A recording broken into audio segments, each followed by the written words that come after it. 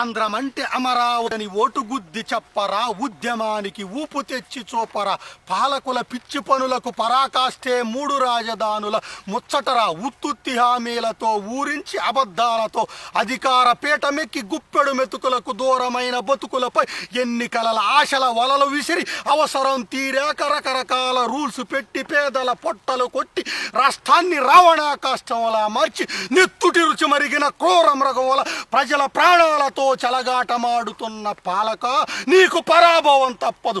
ఆంధ్రుల అభివృద్ధిని అడ్డుకునే ఆర్యుల ఆలోచనలు అమలు చేస్తూ స్వామీజీలు మంత్రగాళ్ల మాటలకు బానిసవై పరిశ్రమలను పారద్రోలి పౌర సమాజంపై యుద్ధం ప్రకటించి నీ కేసుల మాఫీకై కేంద్రంతో కుమ్మక్కై స్వలాభం కోసం స్వరాష్ట్రాన్ని తాకట్టు పెట్టి కనికరించమని కాళ్ళు మొక్కుతూ నీ పతనానికి నీవే పునాదులు వేసుకుంటూ మరో కాంగ్రెస్ లా మారి కాటికి కాళ్ళు చాపి నీ చావును నీవే కొని తెచ్చుకుంటూ ప్రతిపక్షాలను నిందిస్తావెందుకు?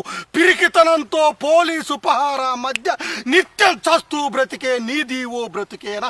తరతరాల తెలుగు తలరాతలు తిరగరాస్తూ అందాల రాచనగరికి పురుడోస్తున్న నేల తల్లికి నరకం చూపిస్తున్న నరకంట కూడా ఇక నీ పాపం పండిందిలే చూడు.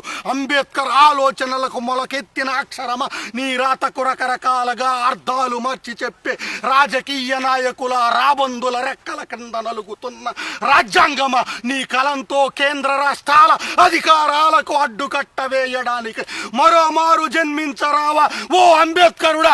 బంధనాలు బందికానాలకు భయపడక భవితకై మరో స్వాతంత్ర సమరానికై రాజ్యాధికారాన్ని ధిక్కరించి కదలిరా కలసిరా యువతరమ.